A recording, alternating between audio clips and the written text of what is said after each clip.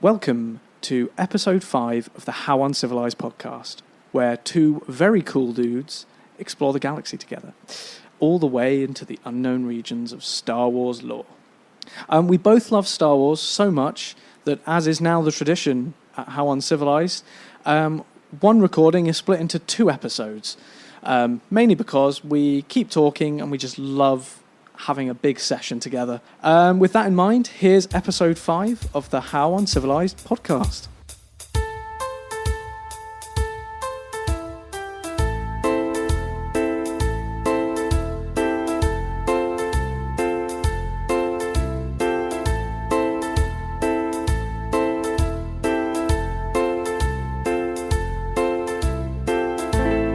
Well, hello and welcome to episode 5 of the How Uncivilized Podcast. A special quarantined edition.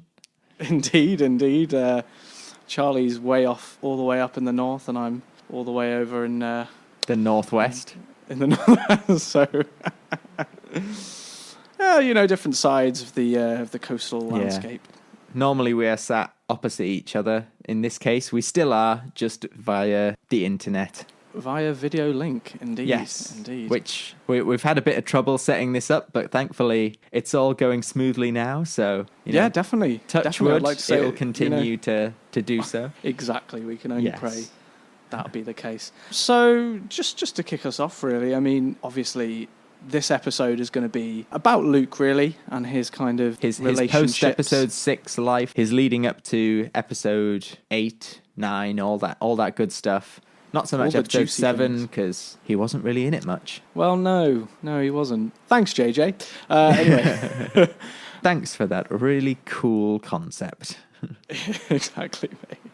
So do you want to just recap the questions then? Yeah, just to give us a bit of a lowdown, what we've got to expect. Yeah, so with this one's slightly different from the ones we've done before, because in terms of the actual list of questions, there was a lot from 2015 Charlie, because of course after Force Awakens, what Luke was doing was one of the big questions of the episode. Even though he wasn't in it that much, he dominated our thoughts after we left. So he would. It was really meant to be that way, wasn't it? He was sort of a cliffhanger, draw you in a bit. Oh yes, and what a cliffhanger it was. I remember being so excited when I left the theatre, ready for episode 8, and we had to wait 2 years. I can't believe that we had to wait 2 years. To be fair, in the grand scheme of things, it's not too long. No. Because if you think about the original trilogy, it was sort of 3-4 years between films, so it was a definitely significant amount of time. Anyway, we were quite lucky. Yeah, so there's 10 questions for this one. So we've decided to, instead of just running down them question by question, we've grouped them into 4 themes. The first theme is the map to Luke. The question here was, if Luke didn't want to be found, why did he make a map leading right to his location? And the second question was, why did he make a map and then cut out a piece of it and hide it on Jakku? Spencer, you were doing that question, or those Certainly questions. Were. And then the next category was Luke and the Force. So the actual initial question behind this was, if Leia felt Han's death, did Luke feel it too? And so I thought I'd take the opportunity, I did this question, to talk more about Luke's post-episode 6 relationship with the Force. The third category is Luke in hiding. This is a big one. This is a big question, because we had a lot of thoughts about this after episode 7. Definitely. Why is he in hiding? There's a joke question I put where it was, why are there so many steps on the island? Because there was the whole montage of Rey going up millions and millions of steps. Well, there's nothing else to do, you got to absolutely get keep some fit. step-exercise in there, mate.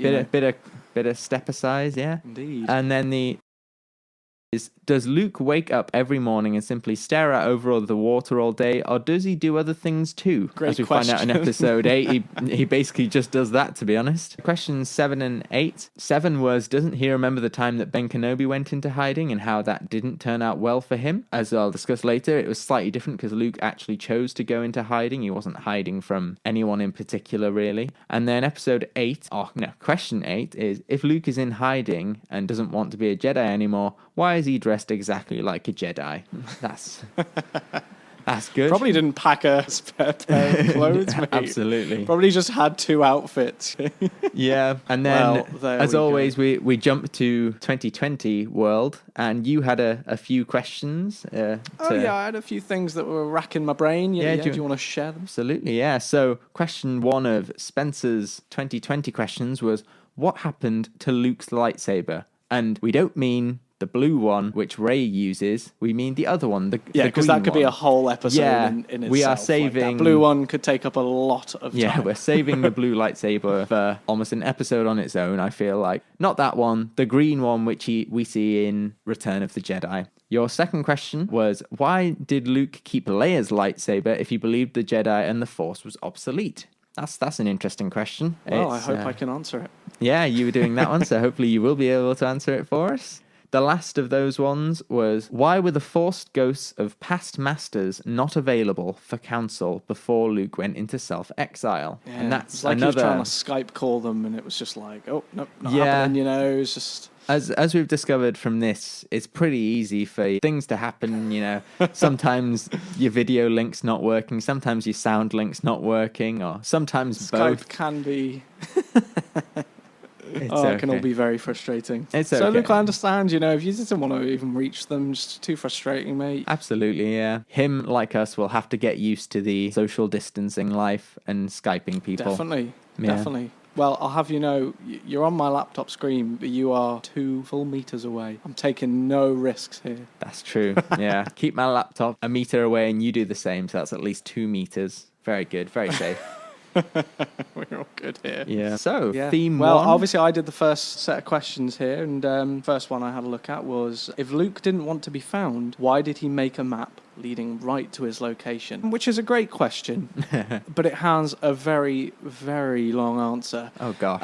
The short answer is, the map itself is not a map to Luke's location, but to the ancient Jedi temple on Act 2. So it's really just a map that leads to the temple. A map that happened to lead to Luke Skywalker. Yeah. It was kind of like happenstance mainly. Yeah. So I'll just knock it off with a bit of context. I'll Okay. just start it off. So as stated previously on another episode of How Uncivilized, Lor Santeca. Ooh, what a name! Bring him back again. He's turned up a lot in helped these episodes. You know, to say he was only in The Force Awakens for about 2 minutes. He is a great ex machina with a lot of these. So yeah, he helped the new Jedi. I just put in brackets Luke. Yeah. It was only Luke. Like, who else was it at this point?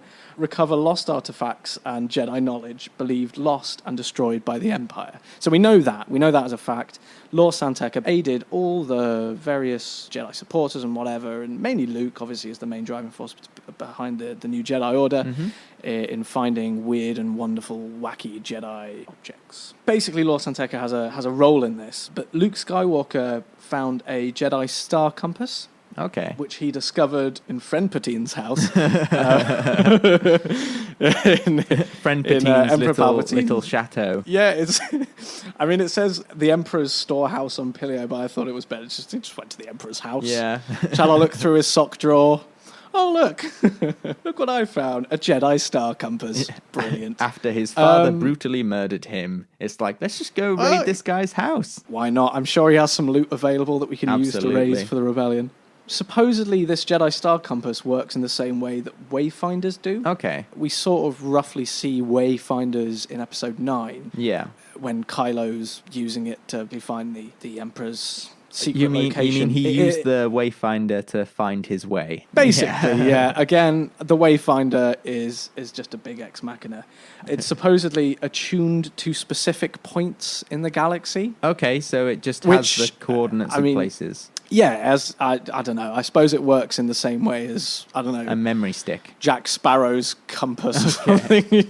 You have enough force in there. Yeah. Like in the same way you have enough rum, it'll lead you to where you want to go. Absolutely. So with the help of Lor Santeca, Luke pieced together many various clues and learned of the ancient Jedi Temple's location. So I won't go into all the various clues because I think it's very long-winded and will make you confused. Okay. It's very We've only got ambiguous so much as to what time those clues are. That's to it. do it. But they both kept it secret, and I've put in the brackets and the map, brackets R2D2, close bracket, because, as you're about to find out, I did a lot of research into this, because actually it's not written down anywhere specifically or found in any book or any writing or any actual lore. Mainly what it was, before I found what I found, was speculation on why Luke would do that. And it was all stuff like, oh yeah, Luke wanted to lead people there because he wanted to be there on kind of semi-speed dial in case Dark Forces came again. I mean, it was there was all these I just found them really funny. I was like, yeah. I don't quite buy that. So after more digging, I found an interview that basically J.J. Abrams gave and an article based on the interview. It basically came down to the fact that R2-D2... Now, you're going to have to strap in for this one. This is This is very, long-winded. Oh, gosh. But R2-D2 had a large section of map from when he plugged into the Empire's mainframe 30 years ago on the Death Star. Okay. That, again, in itself is... I am still on board. Keep going. Apparently, the Empire had a, library on where all the Jedi temples were, la-di-da-di-da. And I got a quote here, which from, I think it was J.J. It might be wrong. It might be one of the producers that worked on it. But it said, the droid's physical form, this referring to R2-D2, is still present, but his personality is not, lost in the miasma of grief over what transpired in the past. Oh my God. It's just horrible. Because obviously you find him and he's like, I don't know, is he covered in a sheet or something? Yeah. He just looks like he's very unwell. God. But yeah, that's how they described him. I was like, oh my word, that's pretty deep. So Abrams says beep means. It was a cry for help. It really is, mate. He was in desperate need of droid therapy or something. Dear. But that's the thing about droids. I thought, and I could go on a little rant about that. I'll throw something in there. Do you know in the prequels when Obi-Wan's talking to, is it Dex in the cantina? The dude with the four arms. Yeah. Oh, you mean General Grievous? And then General Grievous. yeah, General Grievous when he's come off his diet. Yeah. But anyway. He speaks to him and basically says, if droids could think, there'd be none of us here. And then it's so that's implying that droids don't think. And unless they've come up with, R2-D2 was built in the time when droids don't think. Maybe. And then it's suddenly, I don't know, he has emotions or something. I always imagined droids had some form of sentience, or at least memory bank, because C-3PO remembers things. So. No, I suppose it is true, but then creating some form of opinion or emotion based off the memory banks is a little hard to grasp. But I'll run with it, because I like the idea of humanizing R2-D2. Me too. Yeah, it's quite nice. Yeah. He is he's one of the gang. Abrams says, so regarding the map, regarding the whole thing surrounding the map and how convoluted and confusing it is, Abrams says he spelt this out indirectly about R2-D2 having all the files because, quote, he didn't want the story to get bogged down in how shit happened 30 years ago. Oh, wow. So basically, Master his excuse is... J.J. Abrams there. Well, that's it. Possibly. Nobody cares, so nobody will know. Yeah. That's what it implies. But the interview basically goes into a lot of detail about how R2-D2 would have the map, essentially. He found the map from there. He had it stored in his huge memory banks.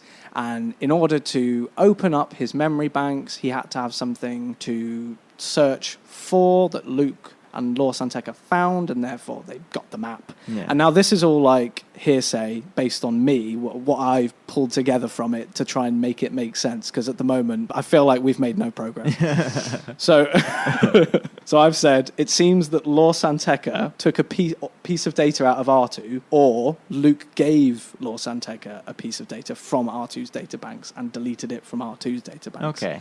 So nobody could find the temple rather than Luke. It was a way of hiding the temple by splitting up the map. Yeah. Gave a bit to Lor San Tekka, whether that was Luke or whether Lor San Tekka did that himself. It doesn't really matter. They were working together.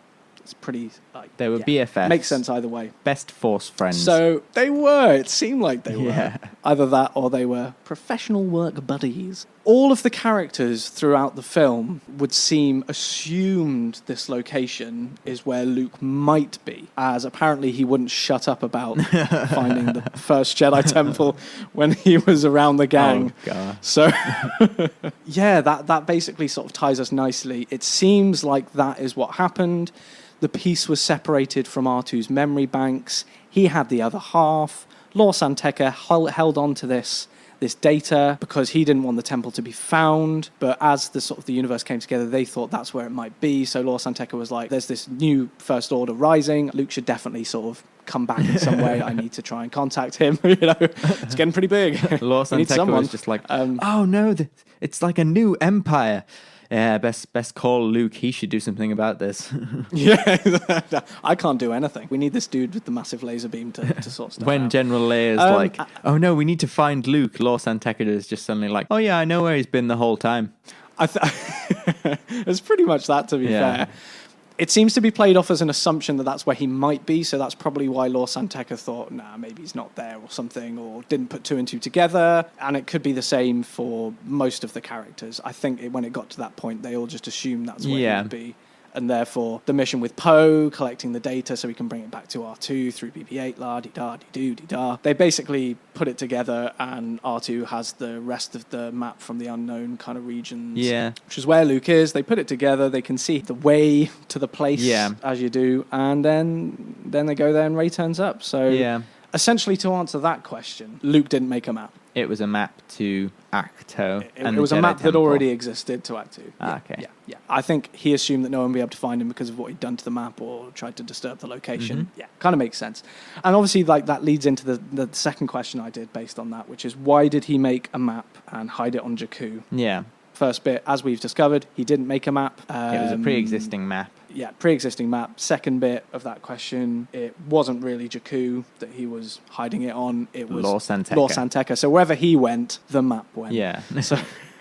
So a long-winded answer to the first question, but it kind of ties up the second question pretty quick as well. Nice. They're kind of They're one both in the same thing, really, as you discovered.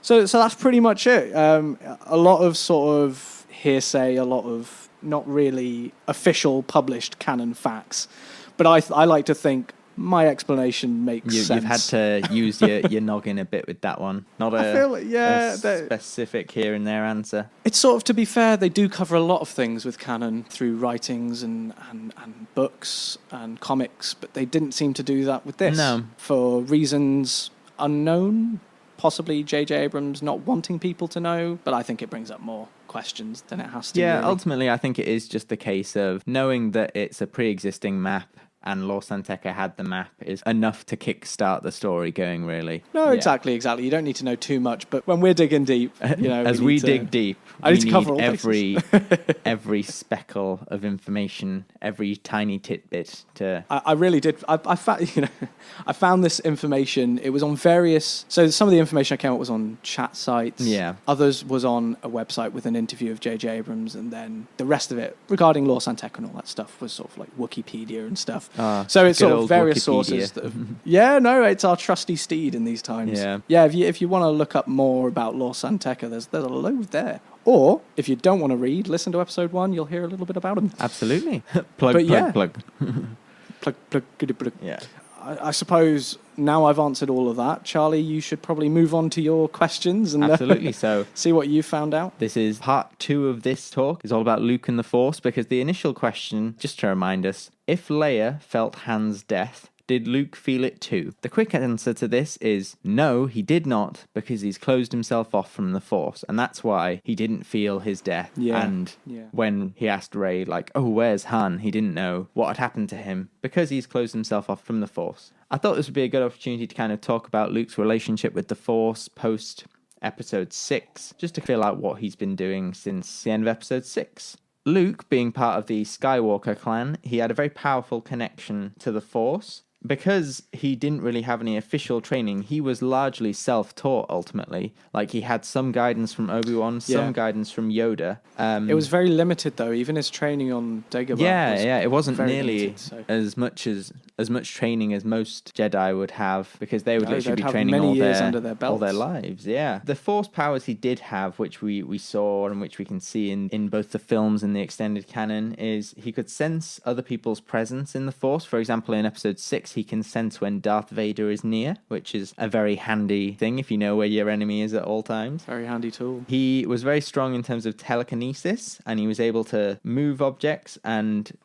in episode 6, if you remember, he also force chokes that weird pig man, showing he clearly had some dark side connections as well. Yeah, that was quite intriguing. It's almost like without the Jedi's teachings, he could follow his own path. Yeah, I And think sort of- I think it's also to do with they wanted to really play into the fact in episode 6 especially that you weren't sure whether he was actually going to turn to the dark side or not. They had him dressed in all Yeah, black yeah. and stuff. It was No, all no, very no, exactly. dramatic. So he could perform mind tricks on people, and he could use the Force to like enhance his mobility, like Force enhanced jumps. And he also was able to have visions through the Force, which is quite a common thing to happen with the Force. We see Anakin have visions, we see Rey have visions, and we see Luke have visions as well. I'm trying to think whether that's in the actual films or in the extended canon. Oh, I've just thought it's in episode 8 when he has a vision of Ben's future, and that's why he ends up attacking him. Yeah, so it is in the films. Yeah.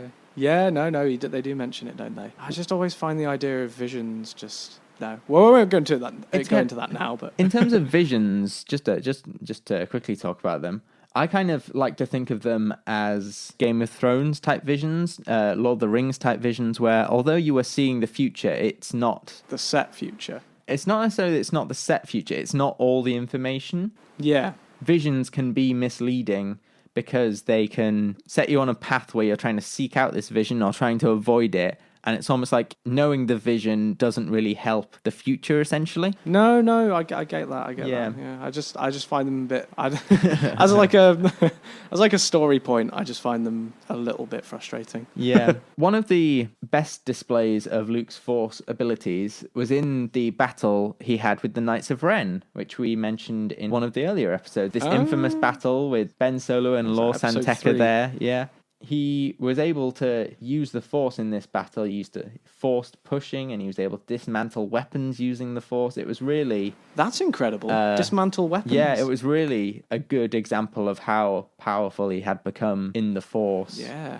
Purely Absolutely throughout incredible. his own training. He was also training Leia for a while, as we saw in episode 9. But We did. That was a great part of episode 9, Yeah, by the way. a Just nice little thing throw to that in see. there. They stopped, I think it was only a year after her training began, really, because she was able to sense the darkness within Ben Solo, her future son. He explored the galaxy to try and learn more about the Force and the Jedi with good old Lor San Tekka, who's here, there, and everywhere. And because we love him. because he was a member of the Church of the Force, he was a prime candidate for learning about the Jedi and Jedi lore. I enjoy the fact that in this quest and in this exploration, he learned about midichlorians as well. And I can't wait to see Luke's reaction that he finds out the Force is actually just microscopic bacteria in your blood. That's... Yeah, I know. Just it's absolutely just great. like... Just all the references to mate. the prequels. I just love them so much. It's amazing. What a mind skewer, mate. Yeah. Absolutely. Well, no, to be fair, I don't think we should ever discount the prequels. Absolutely not. Never I reference love them. the prequels. I'm actually glad that the trilogy references the prequels quite a fair bit. I think it's a good way of keeping that continuation of the whole line of movies. It's got to remember that it is a whole saga, so you've got to reference all throughout it. It all connects to each other. It's like that, yeah. Oh, exactly. Yeah. He compiled a collection of all of his knowledge into a book called The Secrets of the Jedi, which is the most fanficky book title. Out now. Yeah. Go to a Waterstones and check it out. Yeah.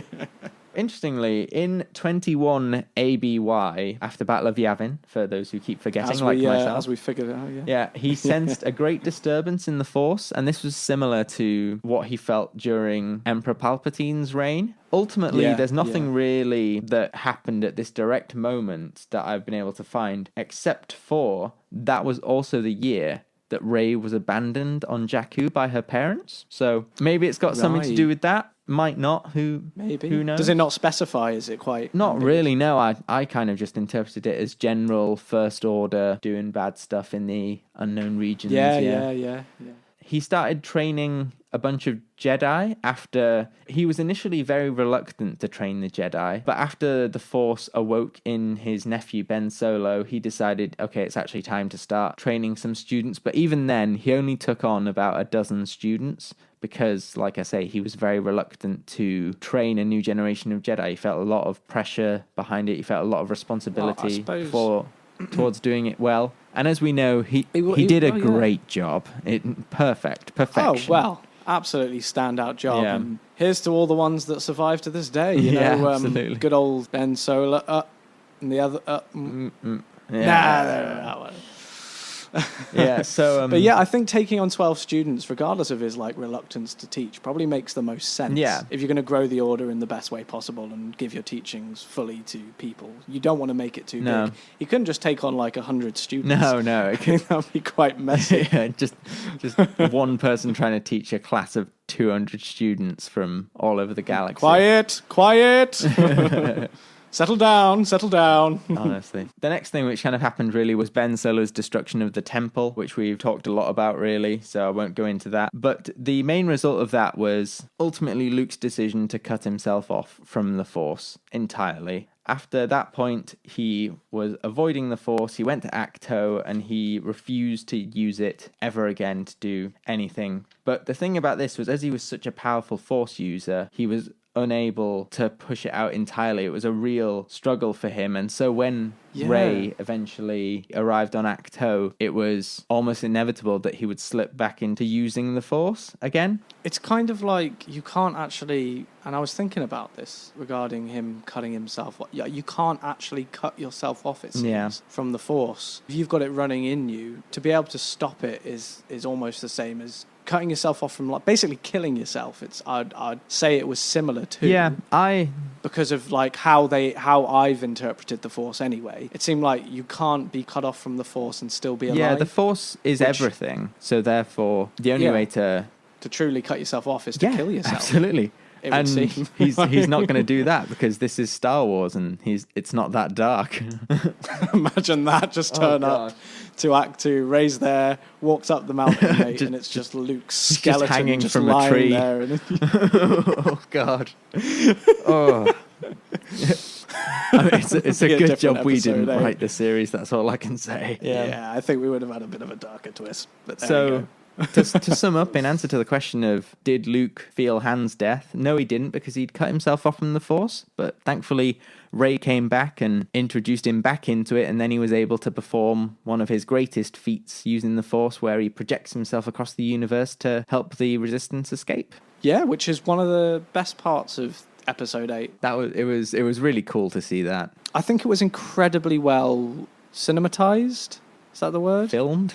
Well, the cinematography was very good. The cinematography was excellent. The filming was excellent. The actual... It was very well dramatized. Yeah, I felt that scene. You separate that off from the whole film, it is an incredible scene on its own. Like, so much colour, vibrance at the same time. The idea to have a planet which was a salt planet with, like, a white surface and red underneath, that was amazing to watch. And you had them that was incredible, skating along, and it kind of boggles me the amount of work which must have gone into that scene to render that whole landscape and stuff. It must have been loads of work. Mate, yeah, it's just absolutely incredible. Do you know the you probably know this as well because I think we watched it together, but you know the ice foxes. Oh yeah, obviously they were the sparkly foxes, yeah. Yeah, they were CGI, but Rian Johnson did actually try to make them puppets. Oh wow. But it didn't work because you couldn't properly recreate their movements. Yeah. So that it was believable. In order to do that, to create animal movements that are more like the way a fox would move, you had to actually just CGI it. But credit to Rian Johnson where it's due. I think he did follow the same vein in which the films were sort of started with JJ, which was the puppetry. Yeah, which I thought was puppetry and really practical effects, and it was really, really impressive. Yeah, I think it pays off. Anyway, sorry, what were you saying? You continue on. That was me done with part 2, really, yeah. Fantastic. Well, next we move on to part 3, which was your bit as well. Me again, so you get to listen to me all over again. So don't worry, lovely listeners, I will be back. Excellent. You can switch your mic off now, Spencer. I got this. Go have a nap. Go lie out in the sun. I apologise in advance. This is a hefty one because this is 5 separate questions all under the banner of Luke in hiding. Question 4 in our line of questions was, why is Luke in hiding? The quick answer of this is because he messed up with Kylo Ren and felt bad, ultimately. There's always a short answer with a lot of these questions. We could do this podcast in about 2 minutes, I think. Like, a lot of these are one-sentence answers, really. Just we elaborate far too much. But we like elaborating here at How Uncivilized. Question 5 was why so many steps? I'll get into this later on, but I'll talk a bit about Acto in general and the history of the island that Luke's on. Question 6 was, does Luke wake up every morning and simply stare out over the water all day, or does he have other things to do? Yeah, that's basically his daily routine. We'll get into that. Question 7, doesn't he remember the time that Ben Kenobi went into hiding? Again, we'll go into why he's hiding. Question 8, why is Luke still dressed like a Jedi, essentially? I'll answer all that and more now. The questions, I've kind of grouped them up into little things to answer them as quickly and concisely as possible. He says, what are we, 40 minutes into a podcast? It's nothing. So I'm going to answer questions 4, question 7, and question 8 all at once. So that is, why is Luke hiding? Doesn't he remember that Ben Kenobi tried to hide? And why is he still wearing his Jedi clothes? So those 3 we're going to answer first. So he's hiding because of his perceived failure and shame towards what happened with Ben Solo, and ultimately his failure to train a new generation of Jedi. He was also hiding because he thought that the Jedi were essentially a failure in general. Like he says in episode 8, the legacy of the Jedi is failure, and ultimately he's kind of right in that sense, but also, just because you've done a bad job, mate, doesn't mean the system itself is broken, you know? Exactly. The whole point of Jedi is learning from failure. Absolutely, as Yoda says. Evidently, he has not. Ben Solo's turn to Kylo Ren, all that stuff was ultimately why he went into hiding, and it was only through Rey coming to try and persuade him and eventually seeing Yoda and stuff that he learned failure, the greatest teacher is, as Yoda says. Smashed it, Yeah, mate. thank you. That was an incredible It's impression. like Frank Oz is in the room. Mate, Yeah. Frank Oz is worried that you're going to take his job, mate, in the next trilogy. Yeah, mate. absolutely. Luke going into hiding is different from when Ben Kenobi went into hiding, because ultimately Ben Kenobi was hiding from the Empire and hiding from Order 66, whereas Luke, he's not really hiding from anyone in particular. He's hiding from everything. He just wants to cut himself off from everything. So in that sense, his hiding is much better than Ben Kenobi's hiding, because Ben Kenobi, he was hiding, but still kind of doing stuff in the background, as we'll maybe find out one day in a Disney Plus Kenobi series, maybe. Yeah, it's sounding like that's going to come to fruition, Yeah, hopefully, with the success eventually, I of would The imagine. Mandalorian. Disney Plus Have to get on and watch that. Yeah, it's now available in the UK, so maybe we should start watching. I If feel you would like like we us to should. start watching The Mandalorian, please give us money so we can pay for a Disney Plus subscription. Yeah, if you want us to go into detail about each episode, we're going to need at least a few months. Yeah, give us time, give us time. He was hiding, Luke that is, he was hiding from everyone. He was hiding from his shame, and he was also kind of hiding from Leia and Han because he felt that he had failed them because he prevented their son, Ben Solo, from going to the dark side, which is fair enough. My sister would be pretty mad too if that happens. Fair play, Jose. He shut himself out from the Force, and that was also a way of him shutting himself out from everyone, really, and from everything. As for why he's wearing the Jedi robes, we kind of learned this in episode 8. He only has so many clothes. He's got his kind of waterproof overcoat thing for when it rains on the island, and when it's a nicer day, he can wear his Jedi robes. But ultimately, I feel like he wasn't bringing a massive wardrobe of clothes with him when it seemed like... went to Acto. Well, I mean, he only had his X-Wing, didn't he? Yeah. And what I found funny was like he has two clothes. He has dark and moody Luke, and light and moody Luke. Yeah. Me on a good day, me on a bad day. Yeah, pretty much. It was, I'm glad they gave him two different costumes, because I think they needed to make him look a lot less Jedi-esque, quite, more sort of grandeur when you saw him. Because that's essentially what he's doing. He's becoming a hermit. Yeah, he needed more hermit. It almost seemed like he whipped out his Sunday best when he saw a ship coming. Do you know what I mean? Because I don't think I see him wear those again. Oh gosh, I'm so unprepared. Yeah, it's like, oh no, someone's coming quickly. Yeah. Put on the clothes. Yeah, maybe he's just... Because maybe if he's just wanting to be like one with the island, do you reckon he just walked around naked for most of it? Or would it be too cold? Possibly. I think it would just be too cold. I mean, it was filmed on an island in Ireland, so if the weather on Acto is anything like that of the Irish islands, I feel like, yeah, you'd need a good top rod at least. Suppose he didn't want to freak out those island nuns as well. Yeah, absolutely. Because they were clothed.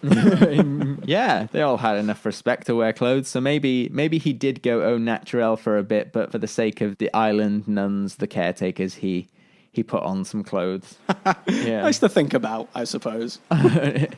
If you insist, Spencer. If you want to think about that, you think about that. Hey, you're thinking about it now, so... You know, I wasn't before, though, I'll was let you I? So, moving on to question 6. Please, let's move on to question 6. This is all about what was his daily routine like. It's pretty much one of survival, ultimately. He's nothing else to do apart from shutting himself out from the Force. But in terms of what he would do day to day, he would get food, go fishing, all that stuff. One thing which was always on his mind was he actually toyed with the idea of burning down the Jedi texts in the tree long before Rey came. That was something he considered doing for a long time, but never managed to actually do it, or never plucked up the courage to actually burn the tree. He always felt, in spite of the fact that he had essentially given up, he'd always felt that connection to the Force, and so couldn't bring himself to burn the tree until eventually it is burned by Yoda in what is ultimately a kind of metaphorical gesture or symbolic gesture, because we learned that Rey has already got the texts from the tree. I think it was more Yoda burning the tree was a way to say to Luke, it's okay, we forgive you, it's time for something new, time to move on. Really, though? No, I'll be able to go into this a bit. We'll go into this a bit later about Force Ghosts. Okay, yeah. Well, I imagine. Yeah, that's because it says a lot about like Yoda turning into Zeus. It's quite the transformation. Absolutely. The final question of this group of questions was, the question itself was, why so many steps? I thought I'd take this opportunity to just talk more about Acto as a planet and about the island, which is actually called Temple Island, because funnily enough, it's where the Jedi Temple is. The planet itself, it's mostly water, but it's got numerous rocky islands on it, like the one that Luke was staying on. It's found in the unknown regions, the good old unknown regions where everything seems to be located. Yeah. Good cop-out is the unknown regions. Sorry, where is it in the galaxy? Oh, unknown regions. Yeah. I feel like that's just a fancy name for, like, West Galaxy or something, Yeah, exactly. Yeah. Right.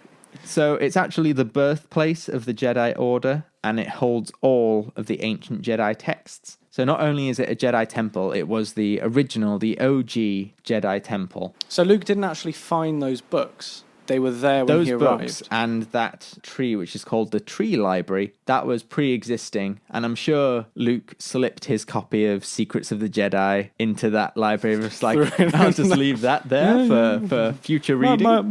Mine's probably about the same. Yeah. I still don't understand why I don't know, the whole idea of the first viewing of paper in Star Wars was quite intriguing, and I guess it just made it feel way more ancient. Yeah, that was a thing of someone suddenly pointed out, it's like, it's the first time we ever see paper in Star Wars, and it's like, oh yeah, that's right, it's so weird. First time we ever see a book. Else, yeah. It's not a very literate galaxy, it's Acto, it's the homeworld to many different creatures. A few of the most notable ones are the Porgs, the adorable little Porgs, who I thought I would hate, but they did melt my cold heart eventually. I kind of loved them because I enjoyed the fact that Chewie was roasting one. Yeah, that was walked up.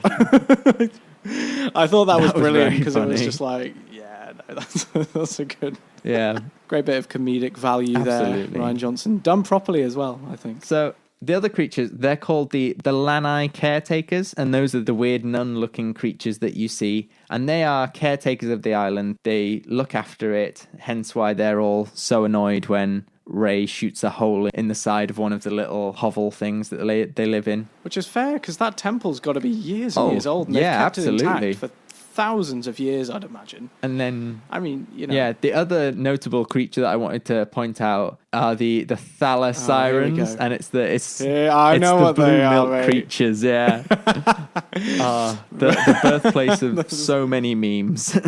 Another great scene as well. In the list of questions I didn't want the answer to, where does blue milk come from, was pretty high on that list. That was swiftly answered with. Yeah, I'm glad they made blue milk sort of leak down his beard like some kind of. It was just brilliant. He's just trying to make her leave. He's just done.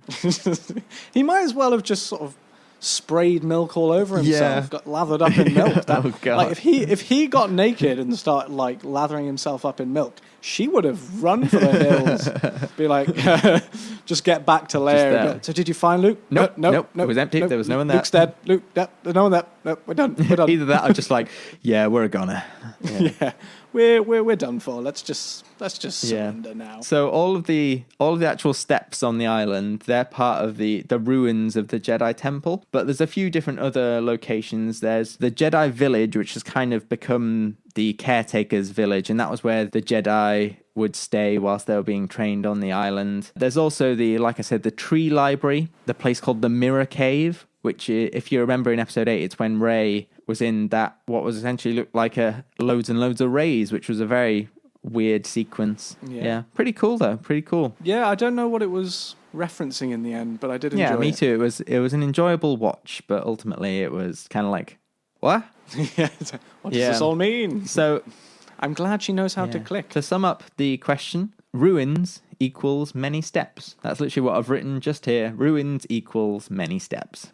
And that's why there's so many steps. And if you go to any ruins in any country, you'll find there's a multitude of steps.